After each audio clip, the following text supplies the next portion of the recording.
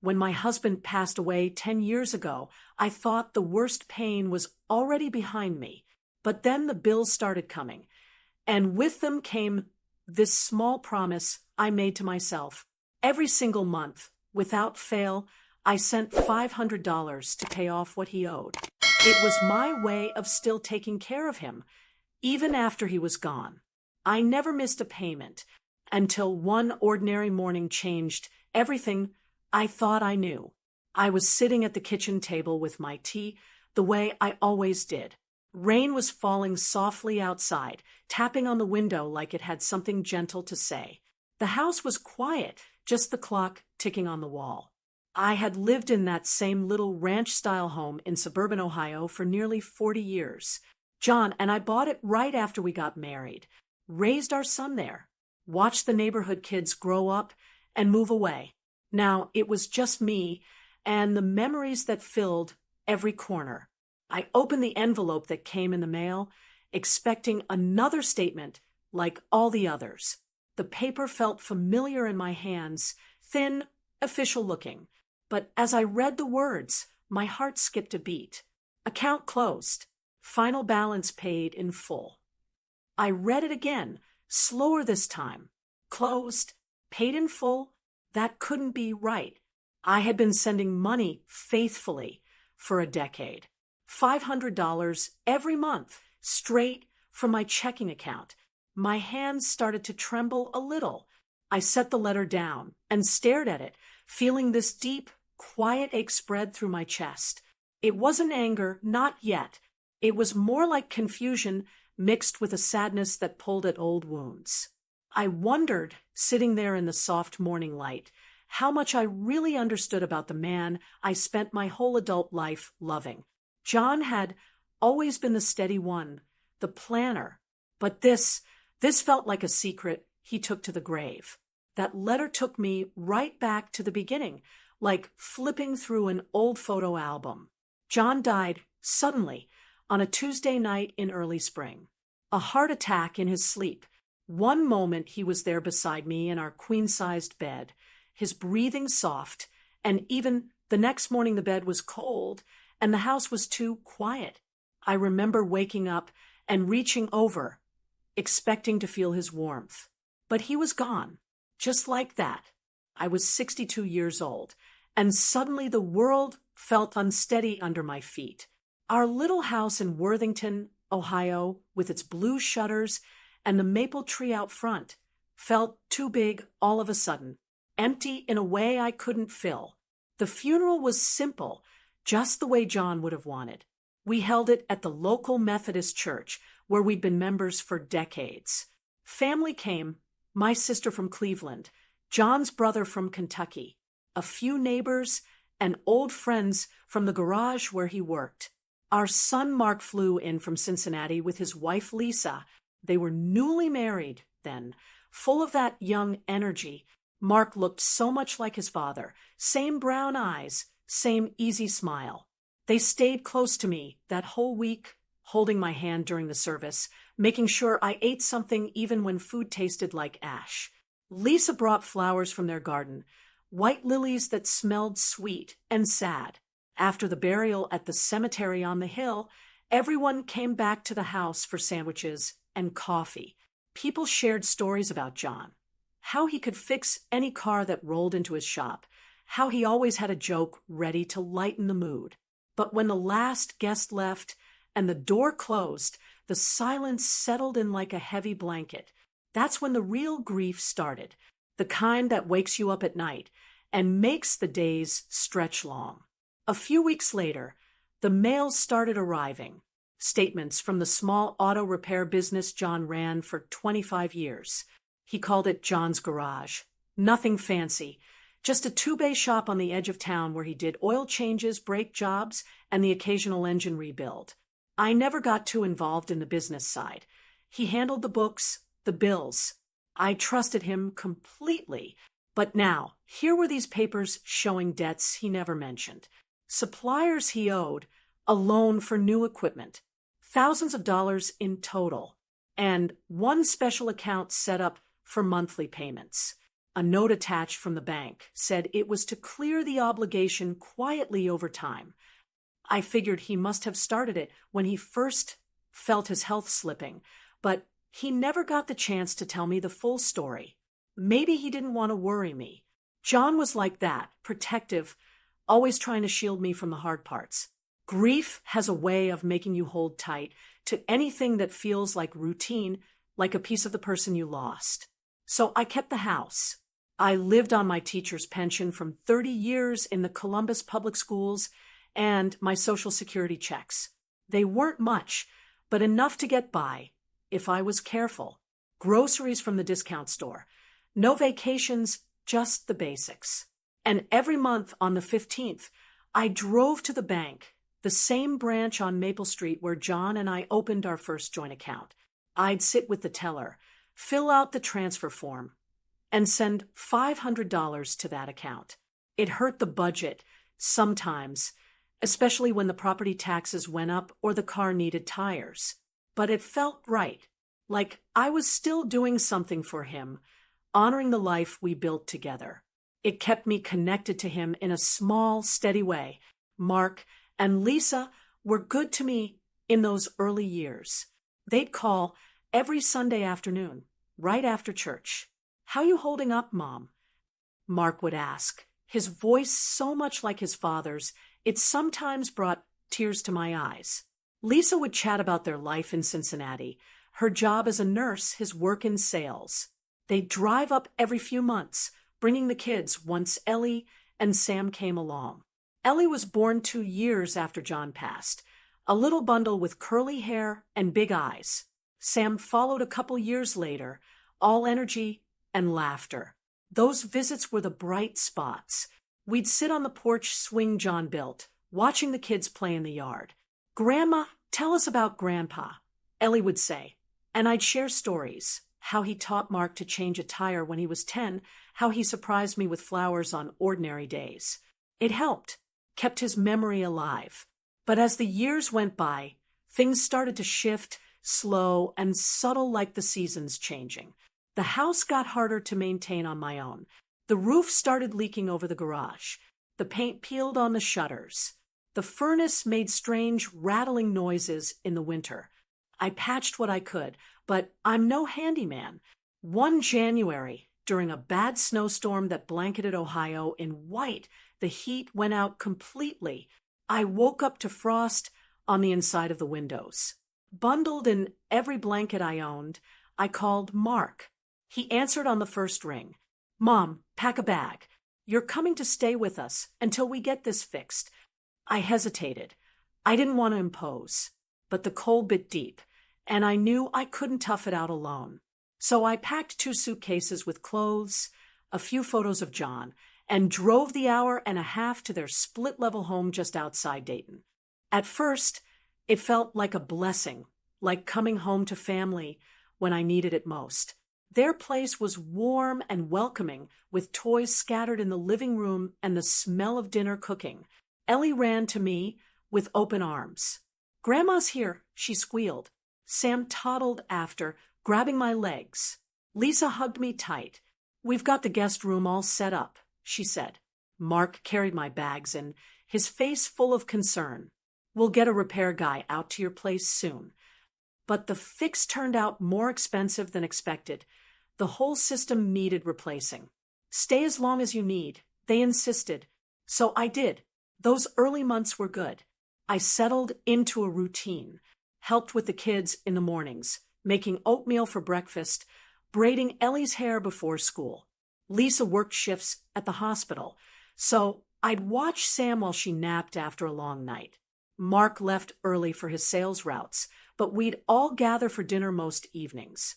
Simple meals, spaghetti, grilled cheese, sometimes takeout pizza from the local spot. We'd sit around their oak table in the eat-in kitchen, talking about the day. The kids' laughter filled the house, chasing away some of my loneliness. I felt useful again, needed, not just an old widow rattling around in an empty home.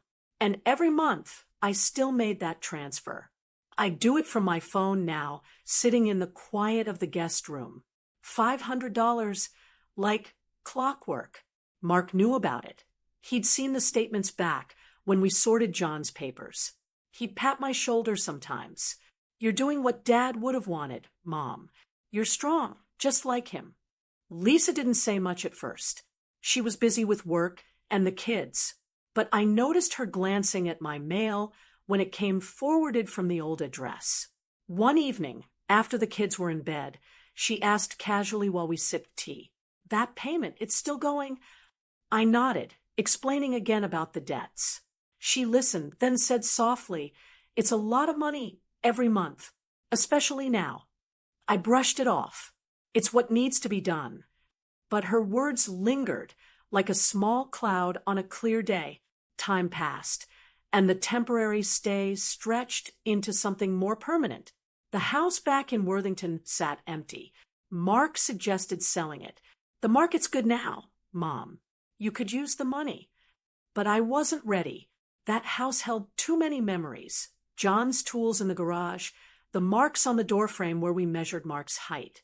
So it stayed, and I paid the utilities from afar.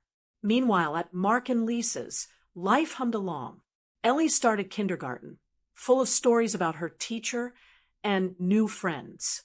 Sam learned to talk in full sentences, always asking why about everything. I was there for it all. The first lost tooth, the scraped knees, the bedtime prayers. It warmed my heart, made me feel like part of something again. But little by little, the air in the house began to change. It wasn't anything big at first, just small things that added up over time. Lisa worked longer hours as the hospital got busier. She'd come home exhausted, her smiles a bit more forced. Mark's job kept him traveling more, overnight trips to Cleveland or Toledo. I tried to help extra, doing laundry, vacuuming, even cooking simple suppers like meatloaf or chicken casserole. But sometimes I'd forget details, like leaving the milk out overnight once, or putting the laundry in the dryer without checking pockets, and Sam's crayon melted all over. Lisa didn't yell. She was too kind for that.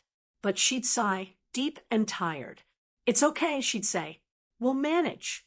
Those sighs started to weigh on me. One night, about 4 years into my stay, Lisa and I were alone in the kitchen. The kids were asleep upstairs.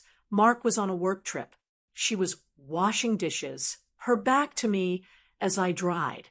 The water ran steady, filling the silence. Then she turned it off and looked at me. "Can we talk about something?" she asked softly. I nodded, setting down the towel. We sat at the table, the same one where we'd shared so many meals. That $500 every month. She started. "Do you ever think about checking if it's still necessary?" Her voice was gentle, but there was an edge of worry. I explained again. John's debts, the account that kept sending statements. "The balance is still there," I said. She nodded, but her eyes were thoughtful. "It's been almost 10 years now. That's $60,000. Maybe it's paid off, and the statements are old." I felt a flicker of doubt, but I pushed it away. "I'll look into it. I promised." But deep down, I didn't want to. Paying it felt like holding on to John. Her question stayed with me, though, like a pebble in my shoe that I couldn't shake out. I started wondering more. John's garage was small, mostly local customers, nothing fancy. How could the debt be so large that 10 years of payments hadn't cleared it? I pulled out the old statements one afternoon when everyone was out, sat at the desk in my room, going through them. The numbers blurred a bit. My eyes aren't what they used to be, but the balance seemed stuck month after month. It didn't make sense, but I trusted the system, trusted John's setup. So I kept paying. The kids grew, and so did the house's busyness. Ellie joined soccer. Sam started preschool. I drove them to practices when I could, cheering from the sidelines. "Go, Ellie!" I'd call as she kicked the ball. Those moments were pure joy. But at home, tension simmered quietly. Lisa began mentioning senior communities. "There's one in Beaver Creek," she'd say over breakfast. They have nice apartments, activities, just something to think about for the future. I smiled and changed the subject. The future? This was my present, being with family. I didn't want to think about leaving. Then came the evening I wish I could forget. I was coming down the hallway late at night, heading to the kitchen for a glass of water. Their bedroom door was cracked open, light spilling out. Lisa's voice was low, but clear. "We love her, Mark, I really do. But that money, $500 every month, it could go toward the kids' college funds, or paying down our mortgage. We're stretched thin as it is." Mark's reply was muffled, but I heard him sigh. "It's her choice, Lisa. It's what she wants to do for Dad. We can't push her." She whispered something I couldn't catch. Then, "She's been here 5 years. When does temporary end?" I stood frozen in the dark hallway, my heart pounding slow and heavy. A quiet hurt bloomed in my chest, like a bruise forming. They didn't know I was there. I slipped back to my room, lay in bed staring at the ceiling. Tears came silent, soaking the pillow. I wasn't angry, just sad. Sad that I'd become a burden without realizing it. After that, things grew quieter between us. Not cold, exactly, just careful. Polite conversations over meals. Smiles that didn't quite reach the eyes. I kept up my routines, helping with homework, reading stories to Sam about trucks and dinosaurs. But every interaction felt a little fragile. Dinners turned shorter, with talk sticking to safe topics like the weather or the Buckeyes football game. "Looks like rain again," Mark would say. "Yeah, typical Ohio," Lisa would reply. I'd nod, forcing a smile. Inside, I felt the distance growing, like a slow drift apart. I kept paying the $500, but now each transfer felt heavier, like I was choosing between honoring John and keeping peace with the only family I had left. The statements still came, forwarded to their address. I'd open them in private, see the balance, and feel a mix of duty and doubt. One day, Ellie crawled into my lap after school. She was 9 now, all legs and questions. "Grandma, why does Mommy seem sad sometimes?" she asked. I hugged her close, smelling her shampoo. "Mommy's just tired from work, sweetie. We all get like that." But in my heart, I knew it was more. The weight of having me there, the unspoken strains. Months went by like that, polite but strained. Small incidents added up, like when I bought extra groceries with my pension money, things the kids liked, fruit snacks, chocolate milk. Lisa saw the receipt. "We have a budget," she said quietly. "I appreciate it, but we need to stick to the list." I apologized, feeling small. Or the time I forgot to lock the back door after letting the dog in. Lisa found it open in the morning. "We have to be careful," she sighed, "especially with the kids." Mark tried to smooth things over. "It's no big deal, Mom. Mistakes happen." But I could see the wear on him, caught in the middle. I started spending more time in my room. It was small but cozy, with a twin bed, a dresser, and a window looking out on their backyard, maple tree, similar to the one at my old house. I'd sit there in the evenings, looking at old photos of John. Him in his grease-stained overalls, grinning at the camera. Us on our honeymoon in the Smoky Mountains. "What would you do now?" I'd whisper to his picture. He was always the fixer, the one who made things right. But this was about hearts, not engines. No easy repair. One afternoon, Lisa asked to talk. It was a sunny day in late fall, leaves turning red and gold outside. The kids were at school. Mark was at work. We sat at the kitchen table with mugs of coffee that went cold as we spoke. "We love having you here," she began, her voice gentle but firm. She folded her hands, looking me in the eye. "Your family. But maybe it's time for you to have your own space again. There's a nice independent living community 10 minutes away in Centerville. They have 1-bedroom units, a community center, even transportation to stores." I stared into my cup, watching the steam fade. "You want me to leave?" I asked softly, my voice steadier than I felt. She reached across the table, touching my arm. We want what's best for everyone. For you to be independent. And honestly, your pension would cover most of it. If you didn't have that monthly payment anymore. She trailed off, her eyes kind but pleading.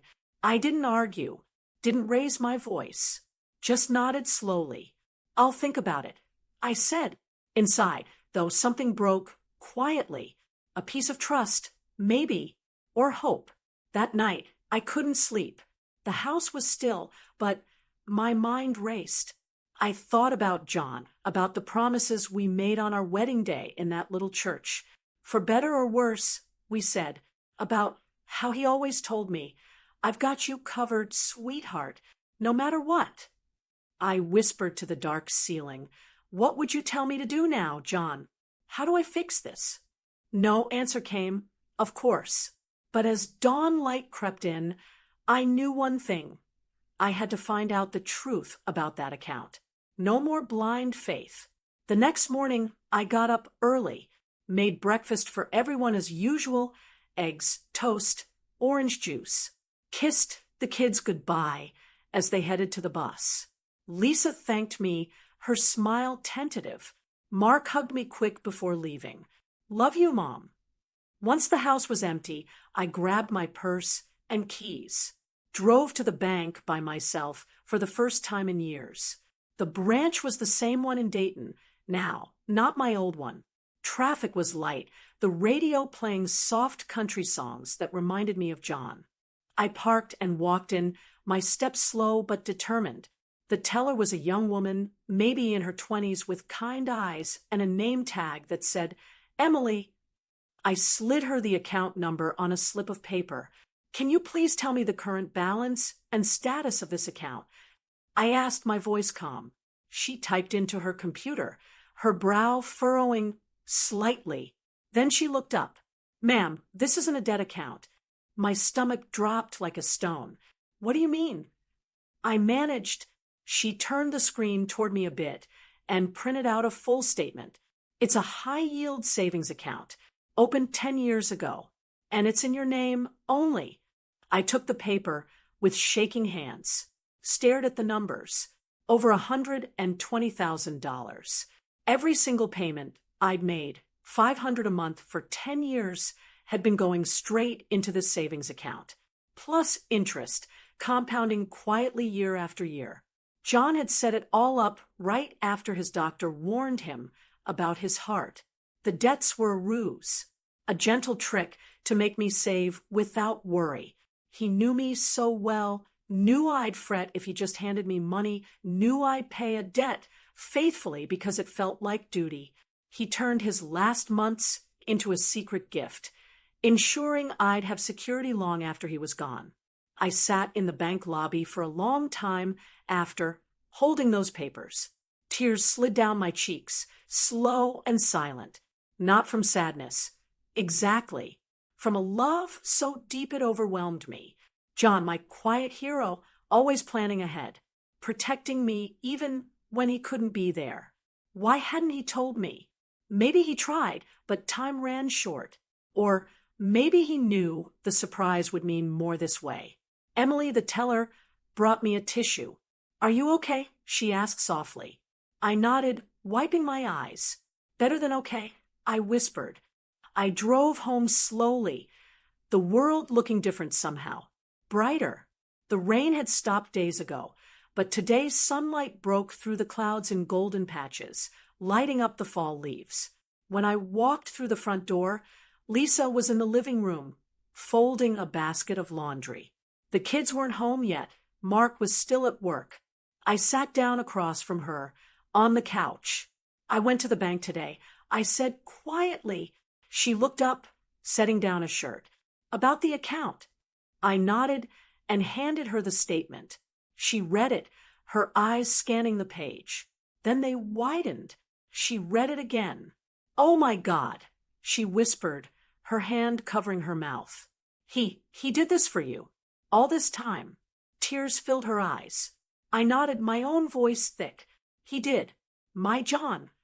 We sat in silence for a long moment, the paper between us like a bridge. Then she reached for my hand, squeezing it tight. "I'm so sorry," she said, her voice breaking. "For pushing. For not understanding. We didn't know." I squeezed back. "I didn't know either. Not until today. There's nothing to be sorry for. We were all just trying to get by." When Mark came home that evening, we told him together. He sat at the table, reading the statement twice, 3 times. His face went pale, then soft. "Dad," he said, his voice cracking like it did when he was a boy. He stood and pulled me into a hug so tight I could feel his heartbeat against mine. "He never stopped taking care of you." We cried then, all 3 of us. Quiet, healing tears that washed away the built-up hurt. The kind that clear the air and make room for something new. We talked late into the night. Really talked for the first time in years. About money and how tight things had been for them. The rising costs of daycare, the car payments, the worry about college someday, about my fears of being alone, of losing the last pieces of John. Lisa apologized again, tears in her eyes. "I felt so guilty suggesting you move, but we were struggling, and I didn't know how to say it." I hugged her. "I understand, and I forgive. We're family. That's what matters." Mark shared stories too, how John had pulled him aside a month before he died. "He told me to look after you, Mom. But he said he had things set up. I thought he meant the insurance." We laughed a little through the tears, imagining John's sly smile. "He was always one step ahead," Mark said. In the days that followed, things shifted back to warmth. No more polite distance. Dinners were lively again, full of real conversation. The kids sensed it too. "Everyone's happy now," Sam said one morning, grinning over his cereal. Ellie drew a picture of all of us together, with John as a star in the sky watching over. A few months later, I did move into a small apartment nearby. Not because they pushed me out, but because it felt right. A fresh start on my terms. The community was nice, 1 bedroom, a little kitchen, neighbors my age to chat with. I used some of the savings to furnish it cozy, new curtains, a comfy chair by the window. But I'm still close, just a short drive away. I see the kids every week for dinner or outings. We go to the park, bake cookies in my kitchen, talk about school. Ellie's in middle school now, full of dreams. Sam's learning baseball, just like his dad did. I still think about that account often, about the man who turned a lie into the kindest gift. Every time I check my balance, I see his face, hear his voice saying, "I've got you covered, sweetheart." It's more than money. It's proof of a love that lasted beyond goodbye. Life isn't perfect. Families aren't either. We stumble. We hurt each other without meaning to. But love, real, steady love, finds a way through. It forgives. It heals. John taught me that even from beyond. And in the quiet moments now when my apartment is still and the world feels gentle, I thank him for the years we shared, for the security he built in secret, for showing me that the greatest gifts are often the ones we never see coming. I'm okay now, more than okay. I'm surrounded by love, even if it looks different than before. I volunteer at the local library, reading to kids. I garden on my balcony. I visit John's grave sometimes, tell him about the grandkids. And I pay it forward in small ways, helping a neighbor with groceries, sending a card to a friend. Because that's what he would do. That's what families do. We keep going. We keep loving. And sometimes, if we're lucky, we get to uncover just how deep that love really runs. It's a lesson I carry with me every day, wrapped in gratitude and quiet strength,